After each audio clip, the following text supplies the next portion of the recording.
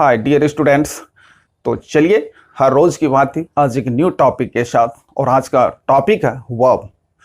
तो because verb के बारे में कहा जाता है a word that stand for doing और बीइंग समथिंग। मीन्स दैट देखो, कोई भी सेंटेंस हम क्रिएट करते हैं इनटू इंग्लिश, तो उसमें हम एक वर्ब का यूज करते हैं। Without verb I can't make any sentences. Do you know, it is the fact. तो वो वर्ब जो होता है, तो उसका क्या कोर कॉन्सेप्ट है। आगे चल के हमको एग्जाम में बैठना है, SSC, banking, PO, CDL, UPSC, तो इस तरह के एग्जाम्स को फाइट करना है। Because everybody want to get job. Then what will happen if I don't have deep knowledge about the verb? You will be interrupt. No, it is the fact. तो अंत तक बने रहे और समझने का प्रयास करें। देखो, मेन वर्ब का थॉट क्या है। V1, V2, V3, V4, V5 5 form होता है ना। तो ये पांचों फॉर्म, तो V1, V2, V3 how to create, इसके भी 8 रूल होते हैं। तो हर चीज मैं आपसे शेयर करता रहूंगा। तो kindly request to all guys, please like, share and subscribe. First see and watch, then you have to take action what you have to do or not. यहां देखो आप, वर्ब क्या है, तो वर्ब एक्शन है। नहीं क्यों? तो बिकॉज वर्ब से देखो एक्शन का भाव व्यक्त होता है, और एक्शन हमारे दो तरह के होते हैं, डूइंग एक्शन और बीइंग एक्शन। मीन्स दैट देखो, जिस वर्ब के लास्ट में ना लगा हो, जैसे खाना, पीना, सोना, धोना, रोना। नहीं, अब जैसे आना तो कम, जाना गो, तो इस वर्ब के लास्ट में हम क्या देख रहे हैं, ना लगा हुआ है। तो उसको हिंदी में हम वर्ब कह सकते हैं, लेकिन हम लोग पढ़ रहे हैं इंग्लिश। तो इंग्लिश में क्या थॉट है, तो इंग्लिश में डूइंग और बीइंग से ही हम जज कर पाएंगे कि ये कौन सा वर्ब है। तो that's why we have to remember forever that verb is an action. No, तो अब यहाँ पे डेफिनेशन यदि आप फेयर करना चाहते हो तो डेफिनेशन देखो, कह रहा है a word that stand for doing और बीइंग समथिंग। डूइंग मीन्स क्या, करना, नहीं करने का भाव व्यक्त हो, और बीइंग समथिंग, बीइंग मीन्स होना, और होने का भाव व्यक्त हो। तो बस यही दो चीज से पता चल जाती है कि इस सेंटेंस में कौन सा वर्ब है। नहीं, अब यहां देखो एज एन एग्जांपल समझते हैं कि क्या सच में डूइंग और बीइंग समथिंग का कॉन्सेप्ट है। तो यहां पर देखो, यू रॉट ए लेटर, तुमने एक पत्र लिखा। तो यहां पर ये V2 है, यानी सिंपल पास्ट टेंस है। नहीं, राइट, रॉट, रिटन, तो V2 है। REA इसका आइडेंटिटी है। तो तुमने एक पत्र लिखा, तो यहां पर जो है यू काम किया। नहीं, क्या किया, यहां पर क्रिया क्या हो रहा है, तो लिखने का, उन्होंने लिखा, तो क्रिया हुआ ना। तो ये कौन सा वर्ब हो गया, तो ये हो गया हमारा डूइंग वर्ब। तो यहां पर आप लिख सकते हो doing verb. Ram was here at night, यहां पर भी एक वर्ब का यूज हुआ। नहीं, एट नाइट मतलब राम रात में यही था। तो यहां पर राम का क्रिया हो रहा है, रहने का। नहीं, तो यहां पर होने का सेंस दे रहा है कि राम कहां था और कहां नहीं था। नहीं, तो प्रेजेंटेशन को दिखा रहा। तो ये हो गया बीइंग वर्ब। तो हम इसको कह सकते हैं बीइंग वर्ब। नहीं, तो बस यही दो तरह का वर्ब हम सेंटेंस में मोस्टली यूज करते हैं। Without verb we can't make any sentences. तो first we have to think and watch what is the correct concept of the verb. अब नेक्स्ट चलो, अब वर्ब का बात कर लेता हूं कि वर्ब, तो देखो यहां पर ये जो दोनों है, दो प्रकार के वर्ब्स होते हैं। एक तो लेक्सिकल वर्ब और दूसरा एक्सिलरी वर्ब। लेक्सिकल वर्ब को आप मेन वर्ब भी कहते हो। नहीं, तो लेक्सिकल वर्ब क्या होती है, तो इसको समझना है। दूसरा एक्सिलरी वर्ब, यहां पर ये क्या है, एक्सिलरी वर्ब। तो देखो वर्ब को दो ही तरह, और ये एक्सिलरी वर्ब जो है डिवाइडेड इनटू 3 पार्ट्स। नहीं, तो नाम आप याद रखते चलो। तो एक तो मेन वर्ब होता है जिसमें ना लगा होता है, तो हम आसानी से पकड़ लेते हैं कि ये मेन वर्ब है। नहीं, और उसका सेंटेंस में हम यूज करते हैं। As well as you can say lexical verb also. But दूसरा है एक्सिलरी वर्ब। तो एक्सिलरी वर्ब की अगर संख्या की बात करूं कि how many auxiliary verbs are there in a sentence, then we have to say that there are only 24 auxiliary verb in the grammar. हाँ, याद रखो आप कि सिर्फ 24 एक्सिलरी वर्ब है, होता है। It is the fact. तो यहां पर हम एक न्यूमेरिक रख लेते हैं कि टोटल संख्या कितनी एक्सिलरी वर्ब की, 24। अब जैसे ये देखो, ये 24 एक्सिलरी वर्ब को 3 ग्रुप में बांट दिया गया। पहला क्या कर रहा है, प्रिंसिपल एक्सिलरी वर्ब या प्राइमरी एक्सिलरी वर्ब। नहीं, दूसरा मॉडल्स, तीसरा सेमी मॉडल्स। तो देखो ये प्राइमरी एक्सिलरी वर्ब की संख्या 11 होती है, मॉडल्स पूरी ग्रामर में 10 है और सेमी मॉडल्स की संख्या 3 है, नहीं, या मार्जिनल एक्सिलरी वर्ब जिसको हम बोलते हैं। तो 11 10 21 3 24, तो बस इतना ही है। तो आप मेरे साथ याद कर लो। अब बात रही प्रिंसिपल एक्सिलरी वर्ब कौन कौन है, तो 11 है। कौन कौन? Is, are, am, was, were, has, have, had, do, does, did। तो ये टोटल काउंट कितना हो गया? 11। वहीं पर यदि मैं बात करूं मॉडल एक्सिलरी वर्ब का, तो मॉडल एक्सिलरी वर्ब कितना होता है? तो ये 10, नहीं, will, would, shall, should, can, could, may, might, must, out.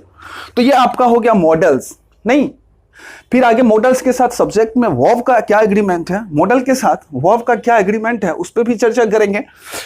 Last है semi modals. There are only 3 semi modals, नहीं, देखो मॉडल और सेमी मॉडल्स दोनों तो मॉडल ही हैं, लेकिन एक साथ पढ़ने नहीं दिया, इसको अलग कर दिया, डिवाइडेड कर दिया। वाह, कुछ तो वजह रहा होगा।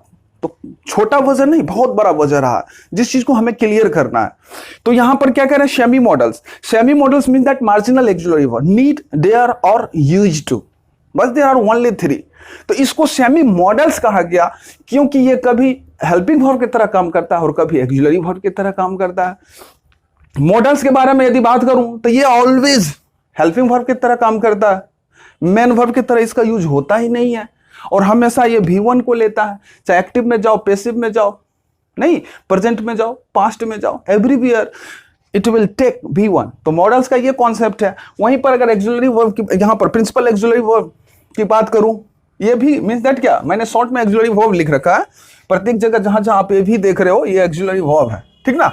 तो प्रिंसिपल एक्सिलरी वर्ब 11 है, तो इज, आर, एम आप पढ़े हुए हैं, नहीं, was, were, has, have, had पढ़े हुए हैं, और do, does, did पढ़ेंगे हम लोग, क्योंकि ये डू डज डिड का बहुत बड़ा रहस्य है, नहीं, ये चेंज करता है वर्ब को। तो क्या कॉन्सेप्ट है, आप अंत तक बने रहें और समझने का प्रयास करें। ये रहा प्रिंसिपल एक्सिलरी वर्ब, 3 2 5 3 8 3 11, तो टोटल 11 है। तो इसको आप इज, आर, एम का यूज पढ़ा हुआ है, वाज, वर जानते ही हो, हैज, हैव, हैड, और डू डज डिड का क्या कोर कॉन्सेप्ट है हम लोग पढ़ेंगे इसमें। दूसरा हो गया आपको will, would, shall, should, can, could, may, might, must, ought to. Total संख्या इसका 10 है, जो कि मैंने पहले से लिख रखा है। तो इसमें जो है विल और शैल मॉडल है, तो क्या रहस्य है उस चीज पे चर्चा होगी। अब यहां पर देखो नीड, डेयर और यूज टू, तो ये दोनों वर्ब जो है, ठीक ना, इस दोनों वर्ब को मार्जिनल वर्ब या सेमी मॉडल्स तो 3 है ना, लेकिन इस दोनों का डिफरेंट यूज है। क्या क्या यूज है? अगर आप कंपटीशन का तैयारी करते हो, then which types of term of condition of this verbs I will teach you. मैं आपको बताऊंगा कि ये कब एक्सिलरी वर्ब बनता है और कब मेन वर्ब। तो जब वर्ब का क्लास चल रहा है तो एवरीथिंग विल बी क्लियर, तो नॉट टू वरी। तो सबसे पहले हमको क्या करना होगा? सबसे पहले हमको लेक्सिकल वर्ब समझना होगा, नहीं मेन वर्ब। तो यहां पर मेन वर्ब का क्या थॉट है? तो मेन वर्ब देख लो, V1 V2 V3 V4 V5, 5 होता है ना। तो ये क्या है? इसका फॉर्म है। तो मेन वर्ब V1 का क्या कॉन्सेप्ट है, V2 का क्या कॉन्सेप्ट है, V3 का क्या कॉन्सेप्ट है, V4 का क्या है, V5 का। तो ये V1 से ही सारा वर्ब क्रिएट होता है और इसके 8 रूल्स होता है। कितना? 8 रूल, ठीक ना। मैं आपको बताऊंगा how to change the verb in other form. तो this all things will be clear, तो इसी तरह बने रहे। तो पहला है मेन वर्ब। मेन वर्ब को समझने का हम लोग प्रयास करते हैं, नहीं। तो देखो मेन वर्ब का 5 फॉर्म होता है, V1 V2 V3 V4 और V5, और V1 से ही सारा वर्ब क्रिएट होता है। तो इसके 8 रूल्स हैं, मैं आपके साथ शेयर करूंगा, नहीं। तो पहले देखते हैं V1 V2 V3 V4 और V5 में क्या रहस्य है। तो यहां देख लो, V1 और V5 मीन्स दैट क्या कह रहे, V1 प्लस SEIS बराबर V5, यानी V1 से हम V5 बनाते हैं। कैसे? तो SEIS जोड़कर हम V5 बनाते हैं। क्यों बनाते हैं? तब आपको सिमिलर बनाने के लिए। ये जवाब भी आपके पास होना चाहिए। डू यू नो, देखो कोई भी सेंटेंस हम क्रिएट करते हैं तो विदाउट सब्जेक्ट इम्पॉसिबल है। There is only one sentence in a grammar is called command, there is no need of subject. Except command we have first think about the subject.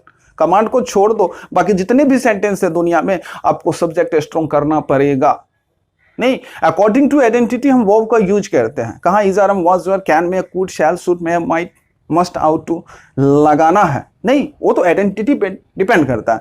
इसलिए ये भी कहा जाता है every sentence has their own identity, according to identity we have to recognize what is the correct verb of this sentence.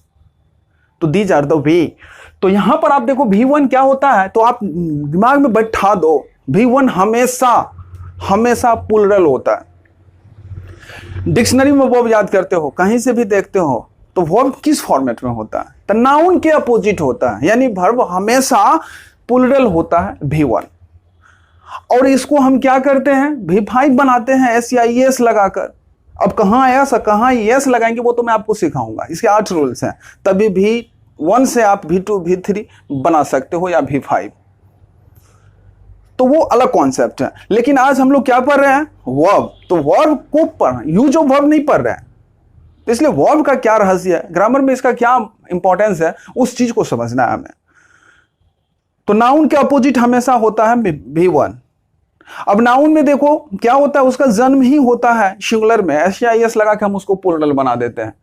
नहीं, यहाँ verb का जन्म होता है प्लूरल में, SEIS लगा के हम उसको सिंगुलर बना देते हैं। तो ये कंपैरिजन करके आप रखो कि verb always different from noun born in singular, लेकिन उसे हम प्लूरल बनाते हैं। वहीं पर अगर वर्ब की बात हो तो वर्ब का जन्म प्लूरल में, SEIS लगा के हम सिंगुलर बनाते हैं। Is that clear? तो यहां पर देखो V1 है और V5 है, तो ये दोनों होता है हमारा प्रेजेंट वर्ब। कौन सा होता है, प्रेजेंट।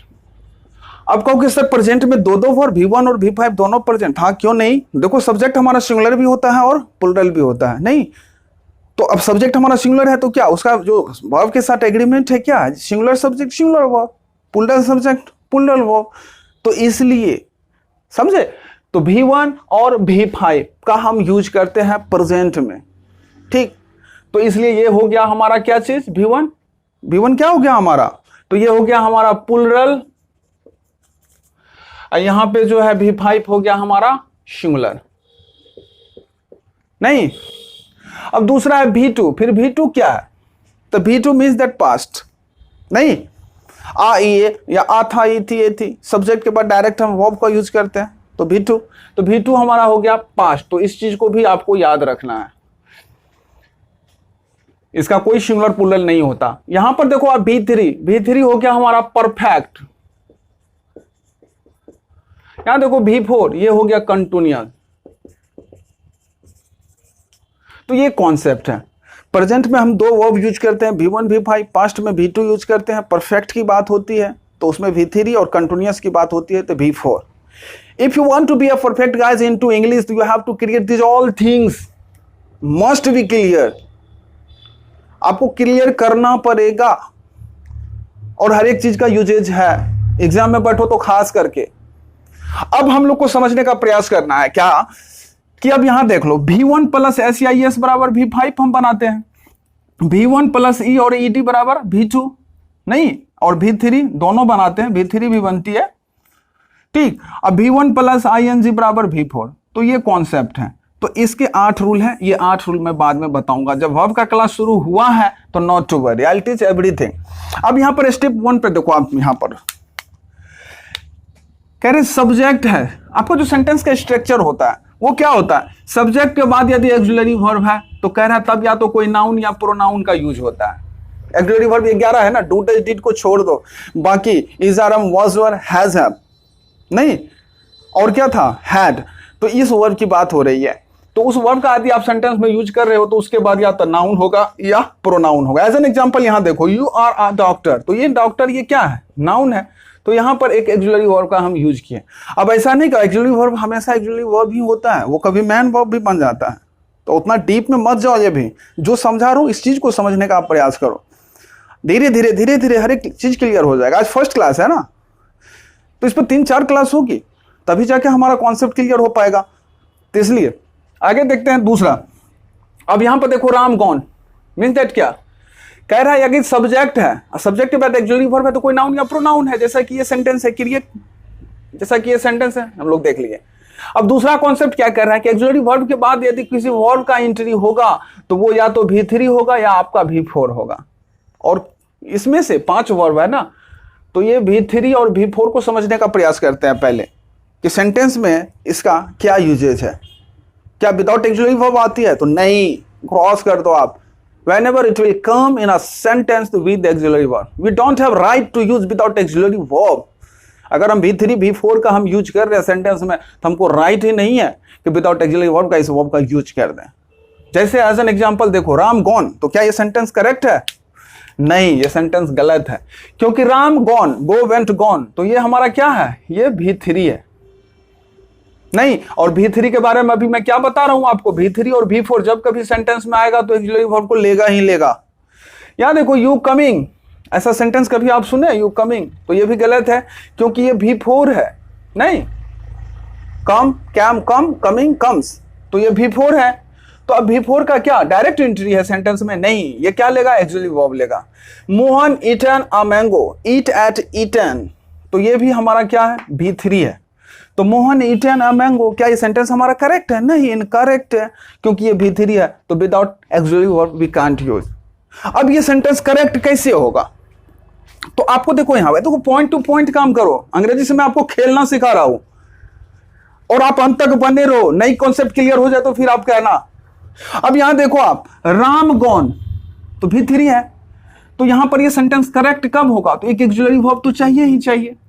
अब देखो, यहां पर राम है, तो राम गॉन मीन दैट क्या? V3 का यूज हुआ। तो यहां पर राम के बाद यदि वर्ब का हम यूज करेंगे तो परफेक्ट में किस किस वर्ब का यूज होता है? हैज हैव V3, पास्ट में जाओ तो हैड V3, और फ्यूचर में जाओ तो शैल हैव V3 या विल हैव V3, यही होता है ना।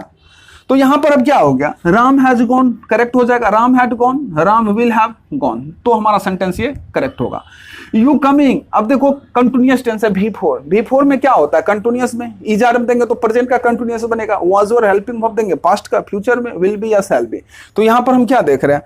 अगर मैं दे दूं यू आर कमिंग, नहीं, you are coming, you will be coming, तो ये सेंटेंस हमारा करेक्ट हो जाएगा। अब देखो यहां पर Mohan eaten a mango, Mohan eaten a mango, ये V3 है। नहीं, अब V3 है तो ये परफेक्ट टेंस में हम यूज करेंगे, यही तो बताया मैं आपको कि V3 क्या है? हमारा परफेक्ट है। तो हैज हैव, हैड या विल हैव, शैल हैव लेगा, तो ये सेंटेंस हमारा क्या होगा? करेक्ट होगा।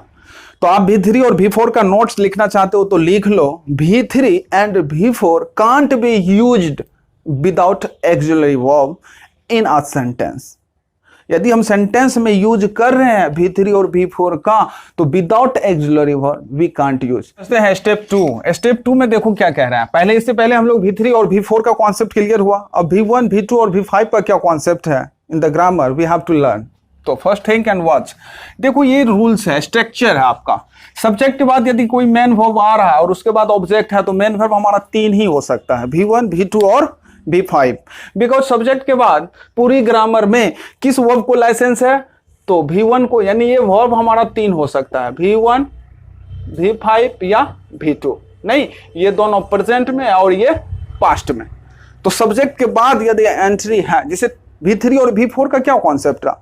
तो V3 और V4 का concept without auxiliary verb we can't use, नहीं, हम यूज नहीं कर सकते थे।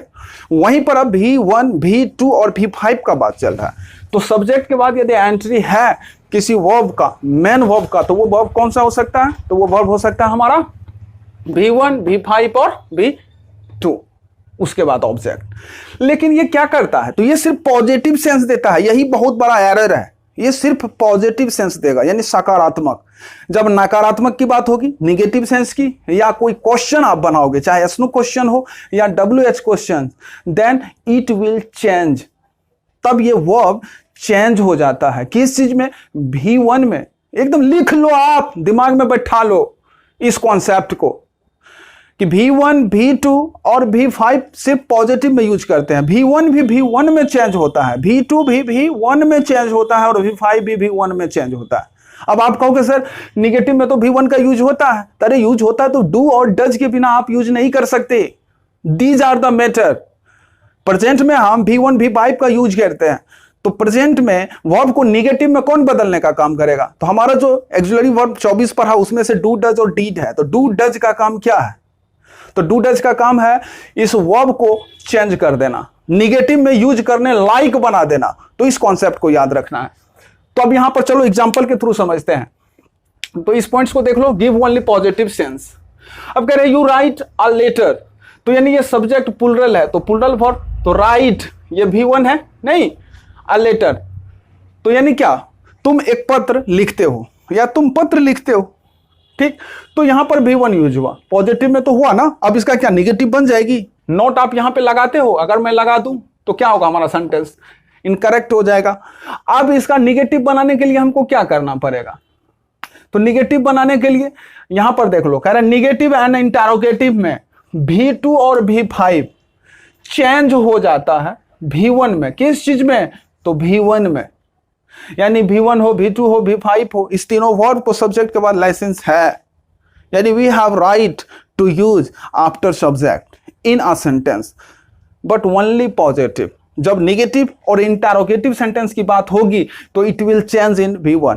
तो अब यहां पर देख लो, आप डू क्या है हमारा, तो ये V1 है, डिड क्या है तो V2 है, डन क्या है तो V3 है, डूइंग क्या है तो V4 है, और डज क्या है तो V5 है। नहीं, तो यहां पर अब हमको ये डू और डज और V2 है डिड, इस तीन का कॉन्सेप्ट क्लियर करना है। ऑक्सिलरी वर्ब में मिला था हमको, तो इसका क्या कॉन्सेप्ट है, सेंटेंस में यूज होता है तो क्यों होता है, हर एक चीज क्लियर हो जानी चाहिए, तभी तो जाके आगे चल के एग्जाम को हम लोग फाइट प्रॉपरली अपने दिमाग के हिसाब से कर पाएंगे। तो यहां पर देखो, तो यहां पर अब ये क्या है, V1 है, नहीं, अब V1 को V1 में बदलेगा, कौन बदलेगा, तो ये रूल्स यहां पर देखो, डू चेंज, ठीक ना, V1 को V1 में, डज चेंज कर देगा V5 को V1 में, और डिड चेंज कर देगा किस चीज को, तो V2 को V1 में। नहीं, तो यानी कोई भी वर्ब आप यूज किए हैं सब्जेक्ट के बाद, V1 हो, V2 हो या V5 हो, तो it will change in V1, और ये जो डू डज डीड का काम है वो है इस वर्ब को बदल देना। अब यहां पर है you write a letter, negative बनाएंगे तो क्या हो जाएगा, यहां पर यू राइट V1 है तो डू क्या करेगा, चेंज V1, तो यू डू नॉट ना या डोंट, क्योंकि निगेटिव बना रहे हैं तो नोट तो लगाना पड़ेगा ना, तो राइट का write, you do not write a letter. दूसरा कॉन्सेप्ट देखते हैं, राम राइट्स अ लेटर, तो यहां पर देखो राम राइट्स, मैंने एक ही वर्ब दिया है समझने के लिए, तो ये कौन सा वर्ब हो गया, तो सिंगुलर सब्जेक्ट सिंगुलर वर्ब, यानी ये V5 है। नहीं, पॉजिटिव सेंस है, सकारात्मक, तो सेंटेंस करेक्ट है। निगेटिव की बात होगी तो नॉट यहां हम लगा नहीं सकते, तो सबसे पहले वर्ब को देखो, आप V5 है, नहीं, तो V5 को कौन चेंज करेगा, तो डज का काम है चेंज कर देना V5 को, किस चीज में, V1 में, तो यहां पर क्या हो जाएगा, राम डज नॉट राइट्स, नहीं, राइट V1, राइट्स तो यहां पर V5 यूज हुआ है, लेकिन ये V1 में चला जाएगा, तो राम डज नॉट राइट, नहीं, तो यहां पर क्या हो जाएगा, Ram does not write a letter. तीसरा concept, he wrote a letter, तो यहां पर देखो रॉट अ लेटर, तो ये V2 है, राइट रॉट रिटन, तो ये V2 है, तो V2 का सब्जेक्ट के बाद यूज हुआ, लेकिन ये पॉजिटिव में सिर्फ निगेटिव की बात होगी या इंटरोगेटिव सेंटेंस की बात होगी तो ये किस चीज में, तो यहां पर डीड का काम क्या है, चेंज कर देगा किस चीज को, V2 को, किस चीज में, V1 में। तो ये सेंटेंस निगेटिव और इंटरोगेटिव तक चलेंगे तो क्या होगा, he did not write a letter, V2 change हो जाएगा किस चीज में, V1 में। तो आइए यहां पर, तो क्या हो जाएगा, he did not write a letter, तो ये राइट जो है V1 है, V1 है, V1 है। अब देखो प्रत्येक जगह V1 का यूज हुआ, क्यों, कि डू डज डिड आ चुका है सेंटेंस में, तो आप दिमाग में बैठा दो, whenever you use do does did in a sentence तो always you have to carry V1, नहीं, V1 के अलावा कुछ नहीं यूज करना है। कुछ एग्जांपल और देखते हैं, अब इस सेंटेंस को देख लो, कह रहा है राम वांट्स, तो वांट्स क्या हो गया हमारा, V5 हो गया ना, singular subject singular verb, Ram wants to play cricket, Ram cricket खेलना चाहता है, तो ये V5 है, तो यहां पर तो हम नोट नहीं लगा सकते, क्योंकि अभी मैंने V1 V2 और V5 का कॉन्सेप्ट सीखा कि ओनली पॉजिटिव सेंस देता है, निगेटिव की बात होगी तो it will change in V1, और चेंज करेगा कौन, तो डू डज डिड। तो यहां पर देख लो वांट्स, तो अब इसका निगेटिव बनाएंगे तो ये इनकरेक्ट होगा, तो इसके लिए हमको सबसे पहले देखना है सब्जेक्ट के बाद डायरेक्ट वर्ब का एंट्री है, तो कौन सा ये वर्ब है, तो ये वर्ब या तो V1 हो सकता है, या V2 हो सकता है, या V5 हो सकता है, but sense only positive. Negative की बात होगी तो इट विल चेंज, नहीं, ये चेंज हो जाएगा किस चीज में, V1 में। तो चलिए इसको बनाते हैं, तो क्या हो जाएगा, यहां पर राम वांट्स V5 है तो कौन बदलेगा, डज का काम है, क्या चीज, नेगेटिव सेंस देना, डज नॉट, ये जो वांट्स है ये यहाँ पे V5 है, यहाँ पे V1 चला जाएगा, नहीं, Ram does not want to play cricket. तो ये कॉन्सेप्ट रहा, नहीं। अब इसका देखो पास्ट क्या हो जाएगा, राम क्रिकेट खेलना चाहता था, तब क्या हो जाता है, वांट का वांटेड हो जाता है ना, हाँ, तो राम वांटेड, तो उसको भी समझो आप, Ram wanted to play cricket. अब यहां पर देख लो ये वांटेड है, तो ये वांटेड क्या है हमारा, V2 है, सब्जेक्ट के बाद डायरेक्ट एंट्री है वर्ब का, तो ये कौन सा वर्ब हुआ, V2।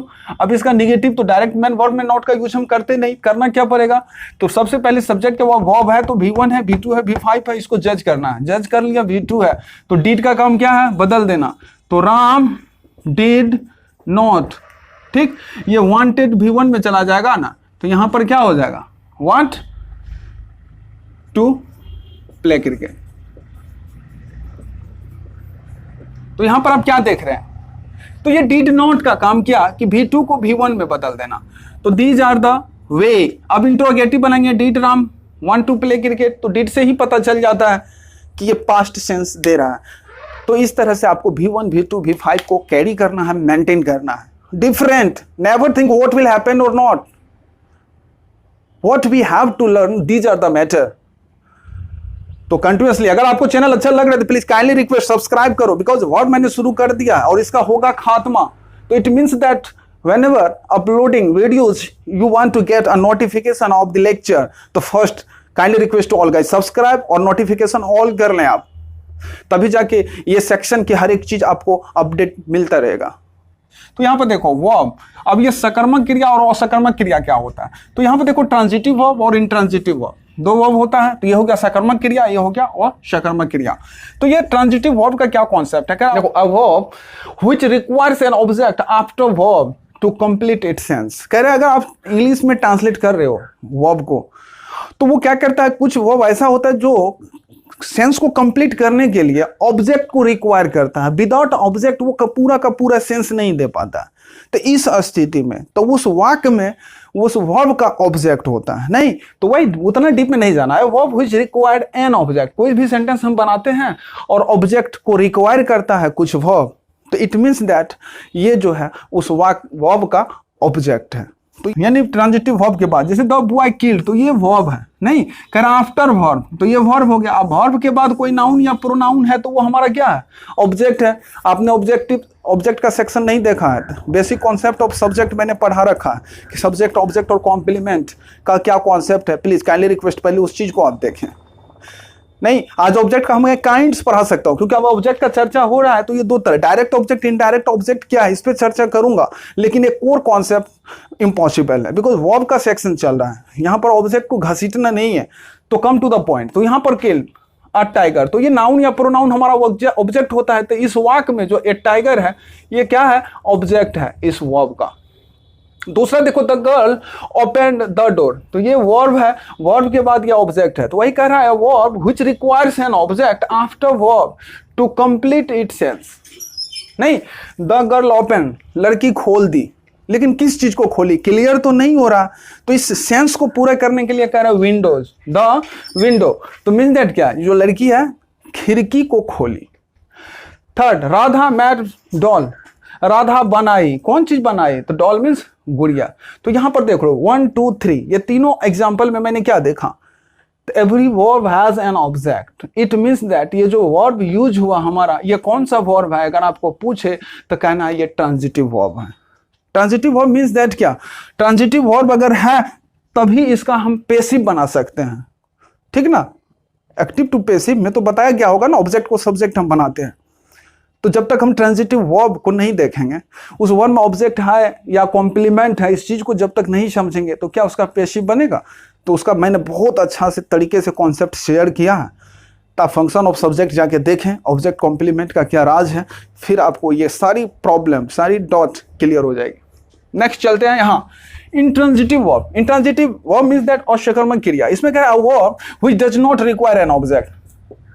कह रहा कुछ वर्ब ऐसे होते हैं जो रिक्वायर नहीं करता, उसे ऑब्जेक्ट की जरूरत नहीं होती है, ठीक ना, टू कंप्लीट इट सेंस, अपना सेंस पूरा करने के लिए, but make good sense by itself, खुद से ही वह एक अच्छा सेंस दे देता है। एज एन एग्जाम्पल यहां देखो, द मैन डाइड, तो ये आदमी जो है मर गया, तो ये सब्जेक्ट है, ये वर्ब है इस सेंटेंस का, लेकिन आगे में ऑब्जेक्ट है नहीं है, तो ये कौन सा वर्ब हुआ हमारा, तो ये हो गया हमारा intransitive verb. The sun shines, कह रहे सूर्य जो है चमकता है, नहीं, तो अब यहां पे द सन शाइन्स, आगे में कुछ है तो ऑब्जेक्ट नहीं है, तो ये हमारा कौन सा वर्ब हो गया, इंट्रांजिटिव वर्ब। अब द गर्ल स्माइल, मतलब एक लड़की की बात हो रही है कि ये हंस दी, मुस्कुराई, नहीं, तो it means that there is no any object after the verb, it means that ये क्या है हमारा, इंट्रांजिटिव वर्ब।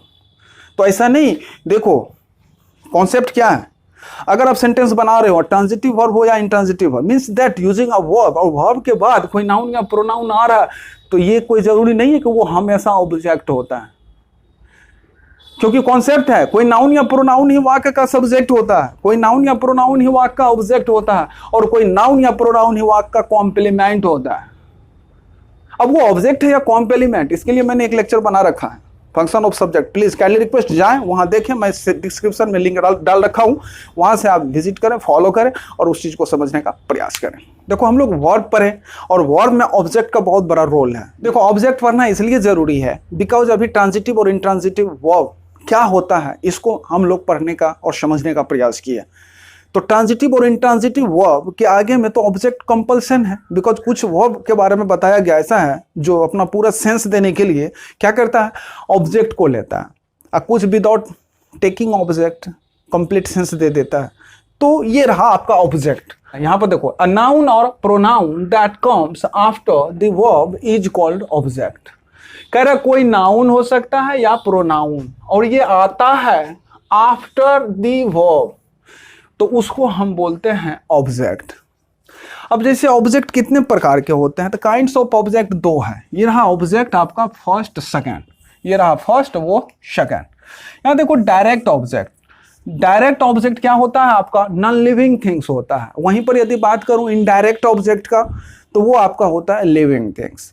मीन्स दैट क्या, जिसमें जीव हो वो लिविंग हो गया, नॉन लिविंग जिसमें जीव ना हो। तो ये ऑब्जेक्ट तो दो होता है ना, डायरेक्ट ऑब्जेक्ट और इनडायरेक्ट ऑब्जेक्ट। तो डायरेक्ट ऑब्जेक्ट नॉन लिविंग होता है, इस चीज को याद रखना है, नहीं, और इनडायरेक्ट ऑब्जेक्ट लिविंग। अब यहां देखो क्वेश्चन नंबर 1 एग्जांपल मैंने ले रखा है और इसके माध्यम से हम लोग समझने का प्रयास करते हैं। She gave me an apple, मतलब कह रहा है कि शी गैव मतलब दिया, किसको, तो मुझे, तो ये एक ऑब्जेक्ट हो गया। कौन चीज दिया, एन एप्पल, तो यानी ये ट्रांजिटिव वर्ब है। तो आफ्टर द वर्ब, तो कह रहा है ये वर्ब है इस सेंटेंस का, और इसके बाद ये देखो नाउन और प्रोनाउन अगर आ गया तो ये कह रहा है कि आपका ऑब्जेक्ट है। अब यहाँ पे दो ऑब्जेक्ट है ना, एक ऑब्जेक्ट ये हो गया और एक ऑब्जेक्ट ये हो गया, ये तो वर्ब है, ये दोनों ऑब्जेक्ट है। तो ये कौन सा ऑब्जेक्ट हुआ और ये कौन सा ऑब्जेक्ट हुआ, तो इसमें देखो किसमें जीव है, तो ये हम पर्सन के लिए यूज करते हैं।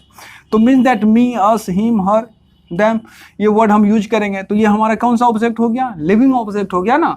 तो ये हो गया इनडायरेक्ट ऑब्जेक्ट, तो यहाँ पर आप टिक कर दो, एन एप्पल हो गया आपका इनडायरेक्ट ऑब्जेक्ट। अब इसी सेंटेंस को दूसरा वे ये होता है बोलने का, टू या फोर लगाकर आप नॉन लिविंग को पहले और लिविंग को बाद में आप दे सकते हो।